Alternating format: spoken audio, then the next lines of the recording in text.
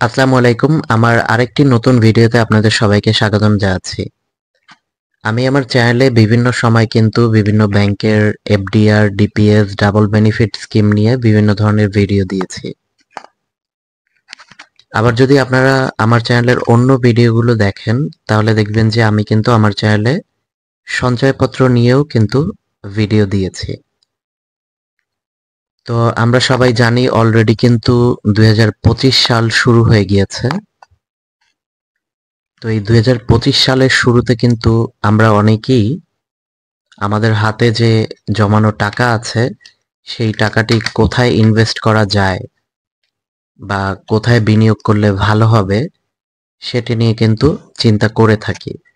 বা অনেকেই আমার বিভিন্ন ভিডিও কমেন্ট সেকশনে কমেন্ট করেছেন যে আসলে নতুন বছরে কোন বিনিয়োগটি করলে আমাদের জন্য ভালো হবে, স্পেশালি এফডিআর আর সঞ্চয়পত্রের মধ্যে কোনটাতে বিনিয়োগ করলে বেশি সুবিধা পাওয়া যাবে এটি নিয়ে কিন্তু অনেকেই প্রশ্ন করেছেন। এখন এফডিআর আর সঞ্চয়পত্র এই দুটির মধ্যে কোথায় আসলে বিনিয়োগ করলে ভালো হবে এটি আপনার ডিসিশন নেয়ার আগে এফডিআর আর সঞ্চয়পত্রের মধ্যে সংজ্ঞাগত যে পার্থক্য আছে বা এফডিআরটি কি আর সঞ্চয়পত্র কি এটি কিন্তু আপনাকে বুঝতে হবে। তো এফডিআরটি হচ্ছে মূলত আমরা জানি যে ব্যাংক কিন্তু তাদের ব্যবসার ধরনটি হচ্ছে আপনার আমার কাছ থেকে তারা আমানত সংগ্রহ করে এবং সেটি কিন্তু অন্য কাউকে লোন হিসেবে বিতরণ করে। তো আপনার আমার থেকে যে এই আমানত নিচ্ছে ব্যাংক সেটির এগেনস্টে কিন্তু আপনাকে ইন্টারেস্ট বা মুনাফা দিচ্ছে। আর আপনি কিন্তু আপনার যে জমানো টাকা এফডিআর করে রাখছেন সেটির এগেনস্টে কিন্তু ইন্টারেস্ট বা মুনাফা পাচ্ছেন। আর সঞ্চয়পত্র হচ্ছে গভর্নমেন্টের বিভিন্ন ধরনের উন্নয়নমূলক কর্মকাণ্ড পরিচালনা করার জন্য গভর্নমেন্ট ইন্টারনালি দেশের মানুষের কাছ থেকে যে লোন আকারে যে টাকাটি নেয় সেটি হচ্ছে সঞ্চয়পত্র এবং সেটির এগেনস্টেও কিন্তু আপনি একটি মুনাফা পেয়ে থাকেন। আর সাধারণত দেখা যায় যে সঞ্চয়পত্রে কিন্তু মুনাফার পরিমাণটি একটু বেশি হয়ে থাকে। আর সঞ্চয়পত্রে এই উন্নয়নমূলক কর্মকাণ্ডের এগেনস্টে সরকার আপনাকে যে মুনাফা দেয় সেটির আরও একটি উদ্দেশ্য হচ্ছে যে আপনি দেখবেন যে বিভিন্ন কোম্পানি কিন্তু সামাজিক দায়িত্ব পালন করে। তো সরকারেরও এরকম জনগণের প্রতি একটি সামাজিক দায়িত্ববোধ আছে। সেই জায়গাটা থেকে কিন্তু দেখা যায় যে এই সঞ্চয়পত্রের মাধ্যমে বিভিন্ন শ্রেণী পেশার মানুষকে কিন্তু সরকার সুবিধা দেওয়ার চেষ্টা করে। যেমন পেনশনার যে সঞ্চয়পত্র বা পরিবার সঞ্চয়পত্র এগুলোতে দেখা যায় লাভের পরিমাণটি কিন্তু একটু বেশি হয়ে থাকে। তো সরকার এটির মাধ্যমে কিন্তু একদিকে যেমন লোন নিচ্ছে আবার সেটির এগেনস্টে আপনাকে যে ইন্টারেস্ট দিচ্ছে তার মাধ্যমে কিন্তু সামাজিক যে দায়িত্ব সরকারের সেটিও পালন করছে। এবার আসি লোন সুবিধাতে। এফডিআর এর এগেনস্টে কিন্তু যে কোনো সময় আপনি এফডিআর করলে ব্যাংক থেকে এফডিআর যে টাকা করেছেন তার 80 থেকে 90% পর্যন্ত আপনি লোন নিতে পারবেন। কিন্তু সঞ্চয়পত্র করলে কিন্তু আপনি সেটি বন্ধক রেখে যে কোনো ব্যাংক থেকে বা সরকারের পক্ষ থেকে আপনি যে লোন পাবেন সেটি কিন্তু আপনি পাবেন না। সুতরাং এই দিক থেকে চিন্তা করলে আপনার সঞ্চয়পত্র থেকে কিন্তু এফডিআর কিছুটা এগিয়ে আছে। কারণ আপনি বিনিয়োগ করেছেন, আপনি টাকা রেখেছেন, যে কোনো সময় আপনার টাকা দরকার হতেই পারে। তো সেক্ষেত্রে আপনি এফডিআর করলে কিন্তু লোন সুবিধাটি পাচ্ছেন। আর কর রেয়াত সুবিধা, বছর শেষে আমরা যখন কর দেই তখন এফডিআর করলে কিন্তু তার উপর সেই বিনিয়োগের উপর কিন্তু কোনো ধরনের কর রেয়াত সুবিধা পাওয়া যায় না, বাট সঞ্চয়পত্র করলে কিন্তু কর রেয়াত পাওয়া যায়। আবার আপনার ব্যাংকের ডিপিএস করলে কিন্তু তার এগেনস্টে আপনি কর রেয়াত সুবিধা পেতে পারেন, বাট এফডিআর এ কর রেয়াত সুবিধাটি মূলত নেই। সঞ্চয়পত্র করলে সেই কর রেয়াত সুবিধাটি আপনার জন্য আছে। সুতরাং এই দিক থেকে চিন্তা করলে কিন্তু সঞ্চয়পত্র কিছুটা এগিয়ে আছে। এবার আসি অটো রিনিউয়াল বা নবায়নে। এফডিআর করলে আপনাকে আর রিনিউয়াল নিয়ে কোনো ধরনের চিন্তা করতে হবে না। এফডিআর এর যখন মেয়াদ শেষ হয়ে যাবে, আপনি যদি ভাঙাতে না আসেন, অটোমেটিক্যালি সেটা যে মেয়াদের জন্য আপনি আগে করেছিলেন সেই মেয়াদ অনুযায়ী নবায়ন হয়ে যাবে।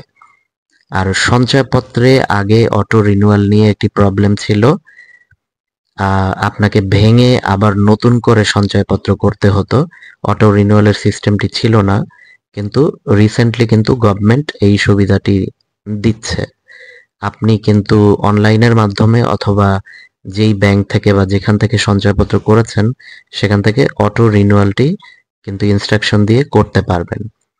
এবার আসি, আর্লি যদি আপনি ভেঙে ফেলেন, 1 বছরের আগে যদি ভেঙে ফেলেন, তাহলে কিন্তু সঞ্চয়পত্রে আপনাকে সাপোজ 5 বছর মেয়াদি যদি কোনো সঞ্চয়পত্র আপনি ক্রয় করেন, সেটি যদি 1 বছরের আগে ভেঙে ফেলেন, তাহলে কিন্তু আপনি মুনাফাটা, যেটা আপনি সাপোজ জানুয়ারিতে করেছেন, নভেম্বরে গিয়ে আপনি ভেঙে ফেললেন, তাহলে আপনি ভাঙার সময় প্রতি মাসে মাসে যে মুনাফা নিয়েছেন সেটি কিন্তু আপনার ভেঙে যখন ফেলবেন তখন সেটি কেটে রাখা হবে।